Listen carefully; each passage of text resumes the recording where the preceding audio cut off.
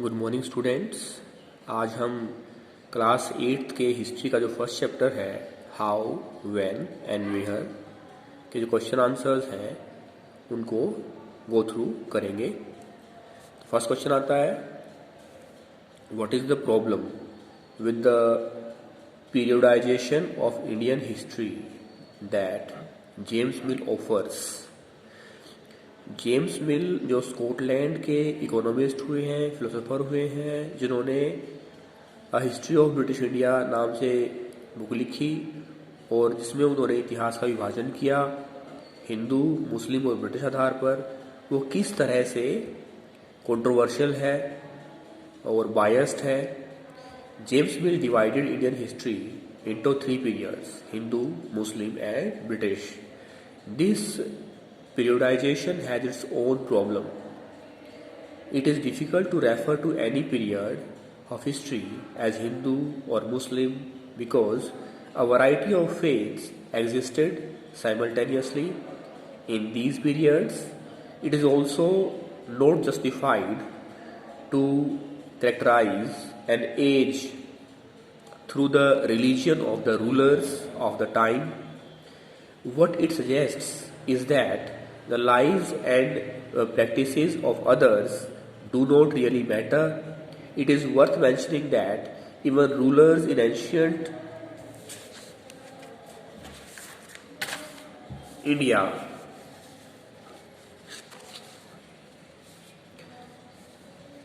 did not all share the same faith.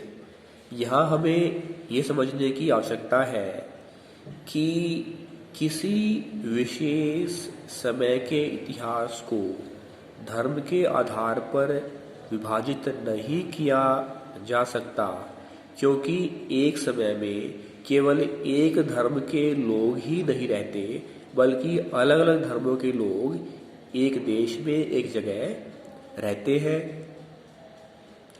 इसके अलावा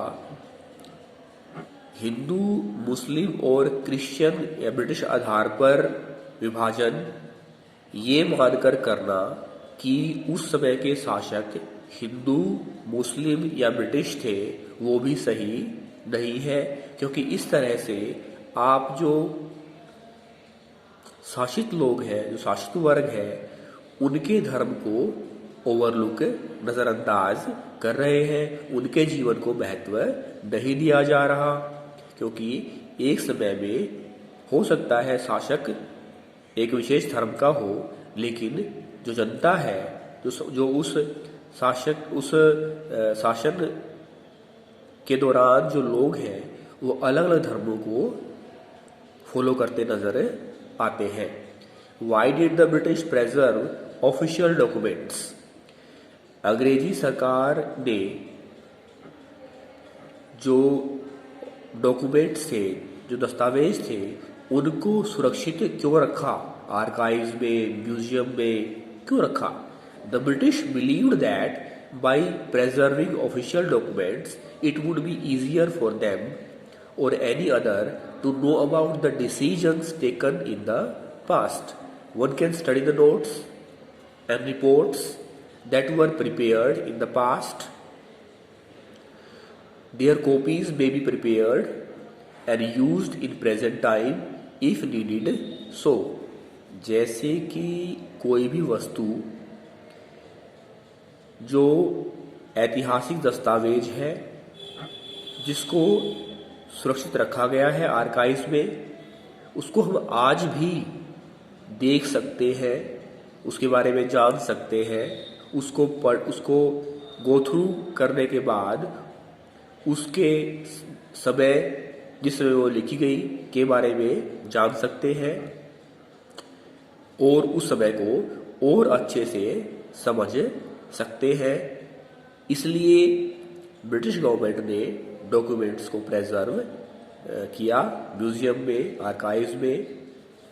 how will the information historians get from old newspapers be different from that found in police reports? इतिहासकारों को जो जानकारी पुराने अखबारों में मिलती है, वो किस तरह से पुलिस के द्वारा जो रिपोर्ट तैयार की जाती है उससे अलग है।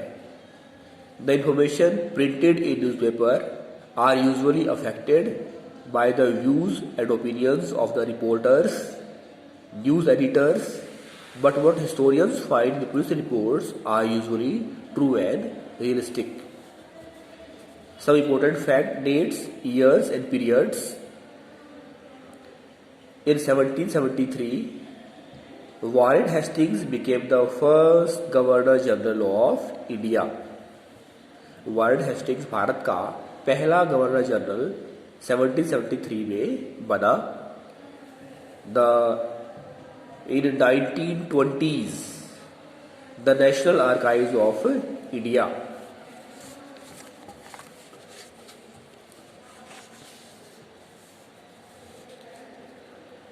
came up।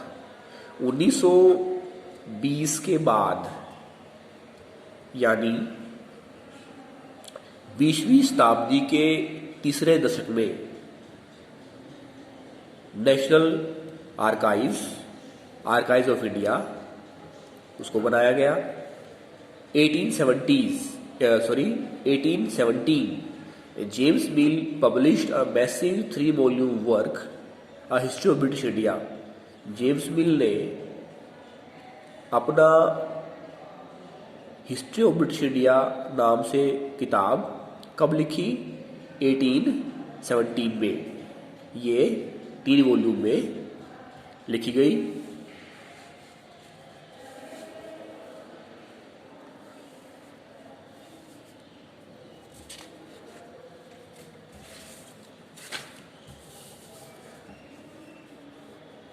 Now our chapter is over. Thanks.